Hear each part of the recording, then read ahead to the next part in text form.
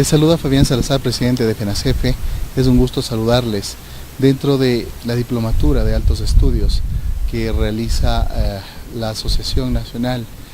Pues me toca presentar a un dogmático ecuatoriano, un amigo, y que ha sido un tratadista reconocido en el exterior.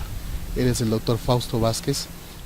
El doctor Fausto Vázquez, quien ha escrito obras en derecho penal, como la sustanciación del proceso penal, el documental en materia penal.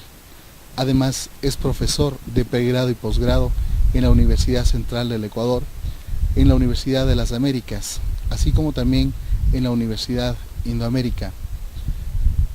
Tiene estudios en maestría en Derecho Penal en la Universidad Central del Ecuador, un diplomado en Derecho Constitucional en la Universidad Central del Ecuador.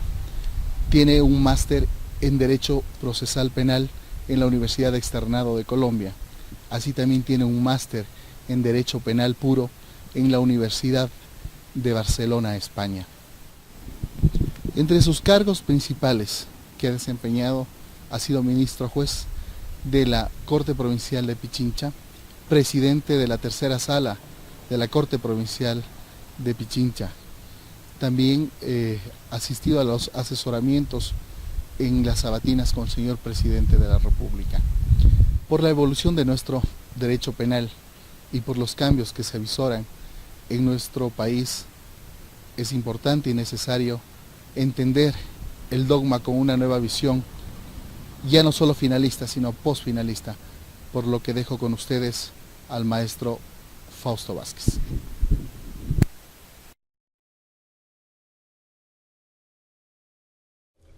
Del mismo modo debo manifestarles que cualquier duda, cualquier interrogante que lo tengan, lo pueden hacer a ese mismo email.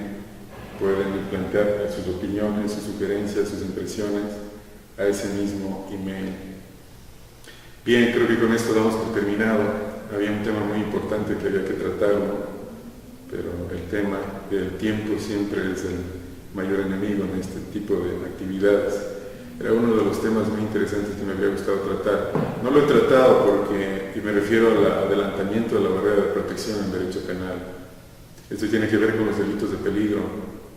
Los delitos de peligro son delitos estadísticos, son delitos meramente estadísticos. ¿Cómo se configuran los delitos de peligro?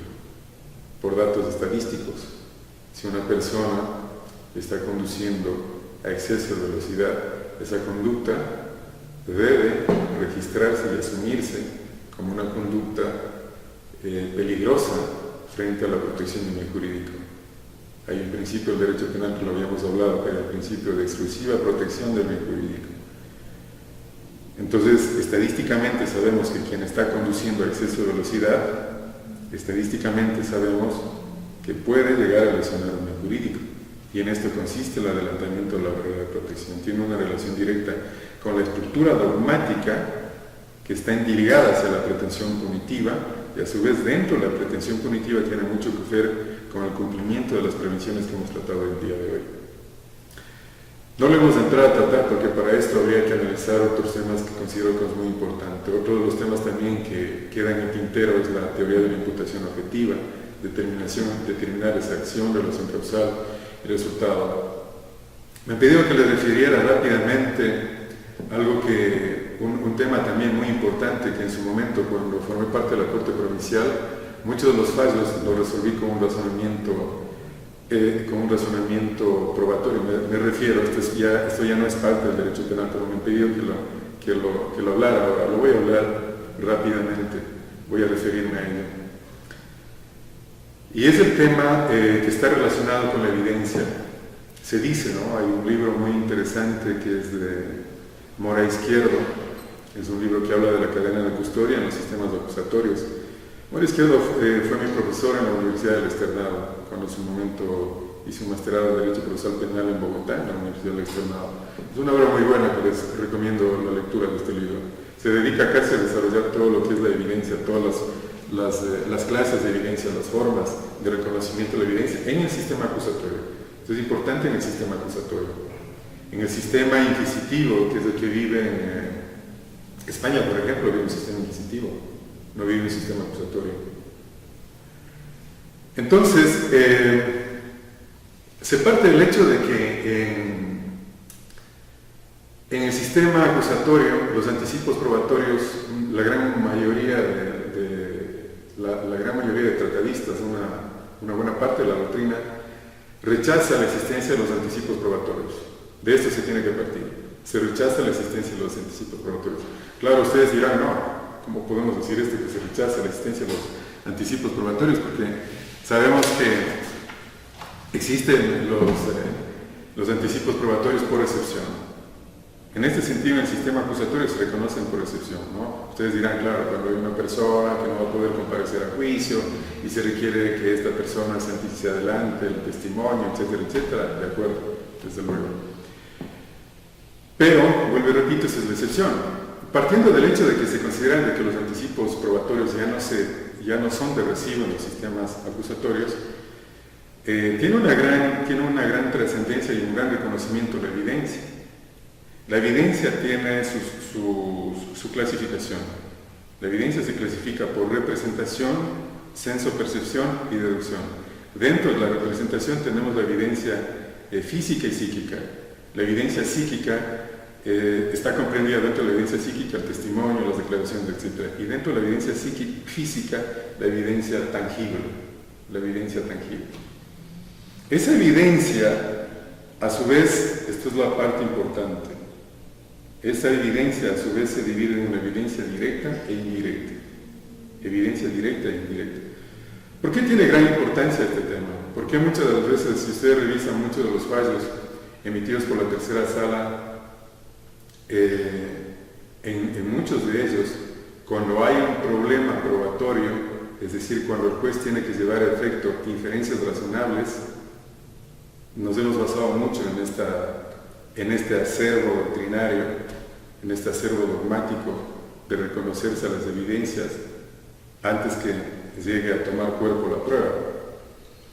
Porque la evidencia directa tiene un gran mérito de aleccionarle al juez, de llevarle a la mente del juez, tanto el momento en que se genera la conducta, ¿verdad?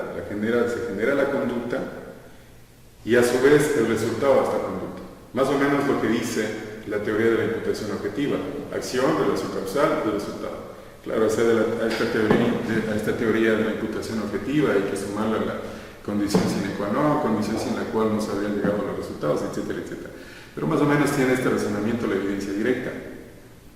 La evidencia directa es la que le alecciona al juez el momento en que se genera la conducta y el resultado. Y también el medio, desde luego. Por eso decía, la imputación objetiva es acción, relación causal y resultado. Entonces la evidencia directa alecciona quién generó la conducta, el medio utilizado y el resultado. ¿Y cuál es el resultado? Perdón, valga la redundancia. ¿Cuál es el beneficio o el resultado de que el juez tenga enfrente o el fiscal tenga enfrente una evidencia directa? El beneficio es que el juez ya no debe hacer una inferencia razonable. Pero hay que marcar la diferencia, hay que marcar los momentos en que se reconoce la evidencia directa, ¿verdad? Y el momento jurídico de la evidencia directa. ¿Qué quiero decir con esto? Lo que hablábamos hace unos minutos. El hecho de que se encuentre el arma se encuentra en el momento flagrante. Asumamos de que sorprendemos a A disparando a B. No hay nada que discutir, el sujeto activo está ahí, el arma utilizado como medio y la bala está ahí, el resultado de la muerte también está ahí. Entonces, ¿podríamos decir que A es culpable de la muerte de B? No, no es culpable. ¿Pero podríamos decir que A causó la muerte a B? Sí, pero son dos cosas diferentes. Decir que A causó la muerte en B no es igual a decir que A es culpable de la muerte de B. Esa es la diferencia de lo fáctico y lo jurídico. Una relación fáctica de un tipo penal o de una conducta solo me alecciona un momento fáctico. Un momento fáctico es decir lo que a prima facie, a primera vista observo. Pero si esto lo traduzco a una horca caudina jurídica, si quiero someterla a las horcas caudinas de la tipicidad, la antiplicidad y la culpabilidad, obtengo otro resultado completamente diferente, ¿verdad? Pero ¿qué es lo que hace la evidencia directa? La evidencia directa tiene una advertencia fáctica de que sí efectivamente A generó la muerte en B. Luego entonces quedará el análisis jurídico de saber si no hubo una concurrencia de una causal de justificación. Y cuando hablo de las diferencias razonables le quedan al juez luego de que ha hecho el análisis jurídico frente a lo fáctico. Y luego de haber hecho el análisis jurídico le quedan dudas. Porque no olvidemos que él solamente puede sancionarse y condenarse con una pruba que genera certidumbre más allá de la duda razonable. Solo ahí se ve vulnerado el principio de inocencia.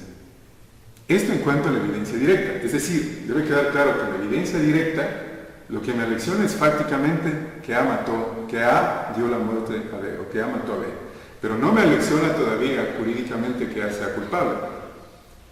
Para llegar a determinar la culpabilidad, vuelvo y repito, tendrá que someterse a una horca caudina de las categorías dogmáticas del tipo penal, deberá hacerse un análisis o una disquisición jurídica para determinar si hay responsabilidad o no.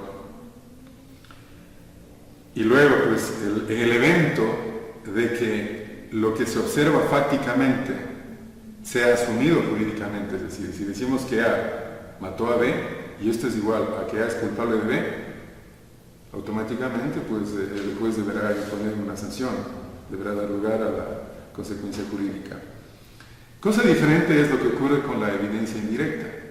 En cambio, la evidencia indirecta lo único que hace es llevar a la mente del juez de una forma incompleta el mensaje fáctico. De una forma incompleta el mensaje fáctico. Es decir, encontramos en la escena que B está muerto, encontramos un arma, encontramos los proyectiles, ¿verdad?, que generaron la muerte. Es decir, tenemos el medio utilizado para generar el resultado y el resultado. El medio y el resultado lo tenemos, pero nos hace falta algo. ¿Qué es lo que nos hace falta? Nos hace falta saber quién generó la conducta, el ser humano que generó esa conducta. Esa es una evidencia indirecta.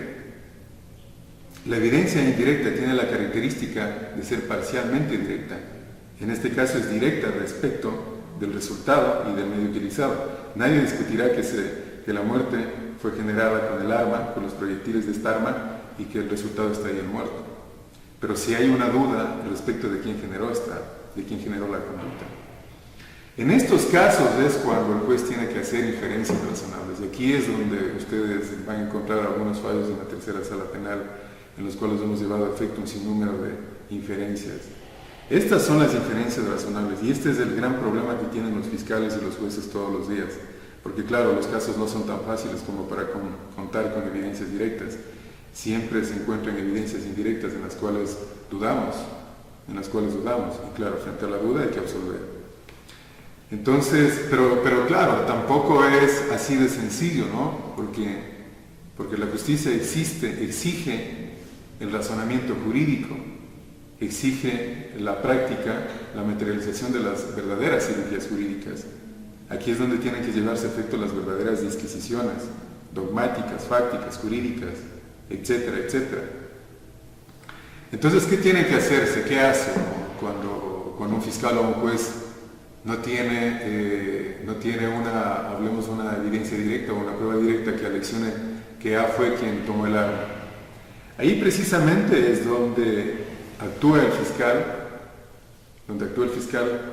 logrando recopilar la mayor información a través de testimonios, pericias, qué sé yo.